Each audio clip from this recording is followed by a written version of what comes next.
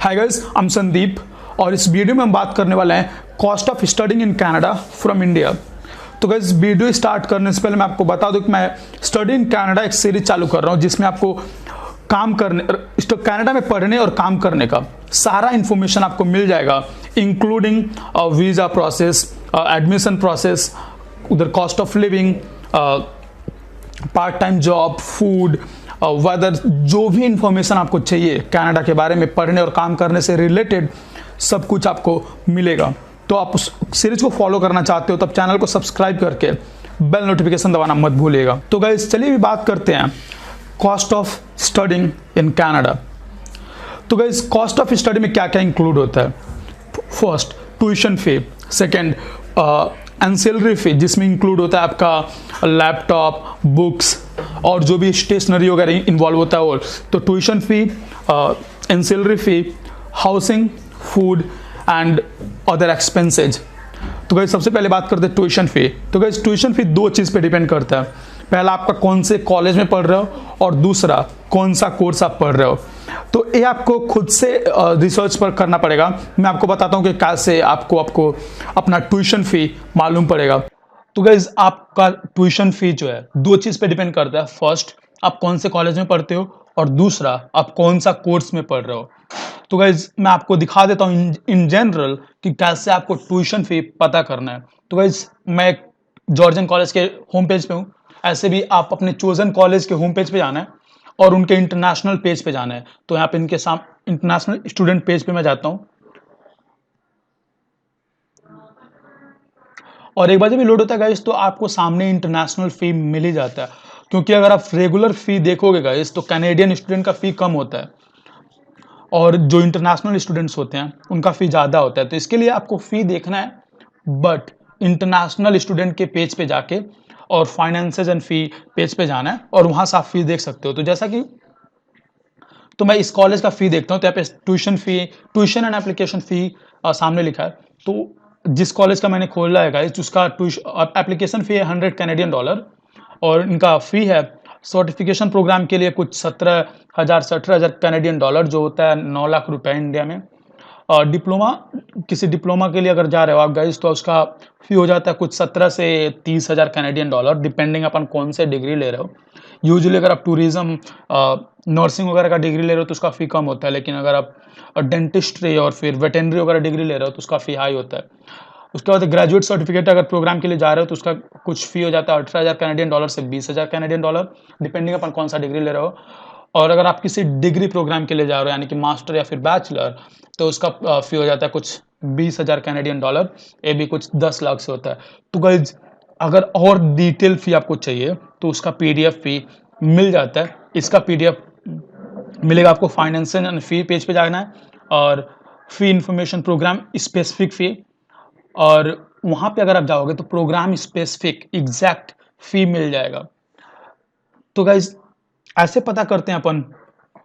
यहाँ पे मैं आपको दिखाता हूँ 2020 एंड 21 प्रोग्राम स्पेसिफिक फी। तो यहाँ पे एक PDF में मुझे पूरा फी डिटेल मिल गया। तो गाइस,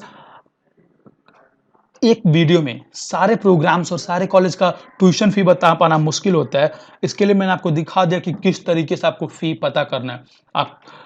तो गाइस, अभी बात करते हैं दूसरा, एंसिलरी फी। तो एंसिलरी फी भी आपके कोर्स पे डिपेंड करता है कि आपके क्लास की बुक्स कितनी महंगी हैं और स्टेशनरी में आपको क्या क्या जरूरत पड़ेगा, पेन, ड्राइंग बोर्ड वगैरह जो भी है। उसके बाद तीसरा नंबर का सबसे इंपॉर्टेंट जो होता है वो होता है हाउसिंग। तो गाइस, कनाडा में आप जिस हिसाब से रहना चाहते हो उस हिसाब से हाउसिंग का प्राइसेस डिफर करता है। तो यूजुअली आपको 3 टाइप की हाउसिंग फैसिलिटी आपको मिलेगी। पहला, शेयर्ड रूम, जिसमें आप एक रूममेट के साथ रूम शेयर करोगे। दूसरा होता है एक अपार्टमेंट होता है 3-4 बेडरूम का, उसमें आप रहोगे 3-4 लोगों के साथ, लेकिन आपको आपका खुद का एक रूम मिलेगा। और तीसरा होता है आप पीजी में रहते हो, पेइंग गेस्ट की तरफ रहते हो और उसमें आपको खाने होने के सामान भी मिलेगा। आपको 3 टाइम ब्रेकफास्ट, लंच और डिनर मिलेगा। तो तीनों का फीस कुछ इस प्रकार है। अगर आप एक रूम शेयर करना चाहते हो किसी के साथ, स्टूडियो अपार्टमेंट जैसा होता है, तो उसका आपको 300 से 350 कैनेडियन डॉलर होता है पर मंथ। अगर आप एक अपार्टमेंट शेयर करना चाहते हो लेकिन आपको खुद का अपना रूम चाहिए, तो उसका कुछ प्राइस होता है 500 से 550 कैनेडियन डॉलर। और अगर आपको एक रूम में रहते हो जिसमें आपको 3 टाइम फूड भी चाहिए, तो उसका पर मंथ फी हो जाता है कुछ 900 से 1200 कैनेडियन डॉलर्स तक। तो जो भी आपको इसमें अच्छा पड़ता है, जिस हिसाब से आपका बजट है, उस हिसाब से आप डिसाइड करके ले सकते हो।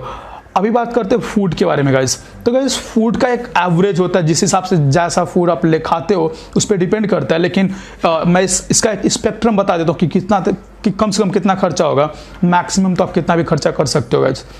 तो गाइस फूड के लिए मिनिमम आपको 400 से 500 Canadian dollar per month safe रखना है, क्योंकि गाइस यूजुअली वहाँ पे ग्रॉसरी थोड़ी महंगी होती है एज कम्पेयर टू इंडिया, तो इतना बजट होता है। लेकिन अगर आप पार्ट टाइम जॉब के बारे में बताऊंगा मैं कि अगर आप एक रेस्टोरेंट में जॉब करते हो तो यहाँ पे भी आपको पैसा मिल जाता है, लेकिन उसको मैं थोड़ा आगे बताऊंगा। लेकिन फूड का जो खर्चा होता है पर मंथ होता है 400 से 500 कैनेडियन डॉलर। तो गाइज अभी बात कर लेते हैं अदर एक्सपेंसेस के। तो गाइज अदर एक्सपेंसेस में आ जाता है आपका वाईफाई का बिल, मोबाइल रिचार्ज और जो क्लोथ्स वगैरह आपको खरीदने होते हैं। तो ये भी डिपेंड करता है कि आप क्या क्या नए नए सामान खरीदते हो। लेकिन अगर आप बजट में रहते हो तो ये भी कुछ आपका पर मंथ हो जाता है 150-200 कैनेडियन डॉलर के हिसाब से, जिस हिसाब से आप खर्चा करते हो। तो इसके लिए भी आप मिनिमम 150 कैनेडियन डॉलर सेफ रख सकते हो पर मंथ।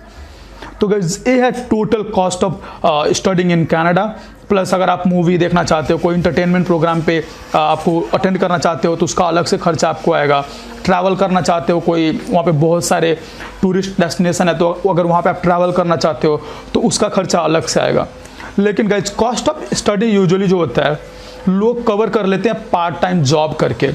तो इस वीडियो में जैसा कि मैंने कॉस्ट ऑफ स्टडी की बात किया है, तो पार्ट टाइम जॉब का भी बात मैं इस वीडियो में ही करता हूँ। तो guys part time job usually Canada में सबको मिल जाता है।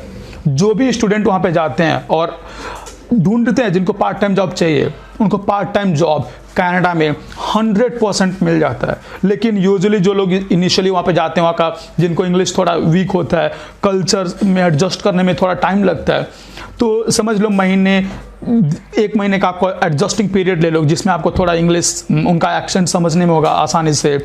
आप फ्रेंड्स बनाओगे, आपको वहाँ पे अच्छे से एडजस्ट हो जाओगे। उस पीरियड में आप धीरे धीरे अगर कनेक्शन बना के जॉब ढूंढते हो तो आपको पार्ट टाइम जॉब मिल जाएगा। लेकिन अगर आप असिस्टेंट चाहिए आपको पार्ट टाइम जॉब पाने में, कि कैसे पाना होता है पूरा डिटेल, अगर आपको जानकारी चाहिए तो आप मुझे नीचे कमेंट में लिख के बता सकते हो, मैं उस पर एक अलग से वीडियो बना दूंगा। But usually part time job जो है 100% सबको मिल जाता है, क्योंकि इतना ज़्यादा जॉब है कनाडा में। और जो कनाडा में आप काम कर सकते हो हर हफ्ते 20 घंटा, और आपको हर घंटे का 8 कैनेडियन डॉलर, मिनिमम आपको 8 कैनेडियन डॉलर मिल जाता है गाइस। तो गाइस 8 कैनेडियन डॉलर से अगर 20 घंटे से कैलकुलेट करते हो तो हो जाता है हफ्ते का 160 कैनेडियन डॉलर, और महीने का 650 प्लस कैनेडियन डॉलर हो जाता है हर महीने का। तो गाइस अगर आप रेस्टोरेंट वगैरह में काम करते हो तो वहाँ पे आपको खाने का शायद डिनर वगैरह वहाँ पे मिल जाता है रेस्टोरेंट में, यूजुअली लोग बोलते हैं, लेकिन ऐसा कुछ गारंटी नहीं होता है। तो उस हिसाब से अगर आप बजट में देखोगे तो आप पार्ट टाइम जॉब करके अपने कॉस्ट ऑफ लिविंग को वहाँ पे मैनेज कर सकते हो।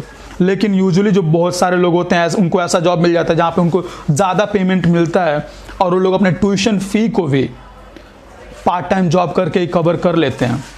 कैसे करते हैं उसका डिटेल में एक अलग वीडियो में बनाऊंगा, तो आप चैनल को सब्सक्राइब करके बेल नोटिफिकेशन दबा लो। मिलते हैं आपसे अगली वीडियो में।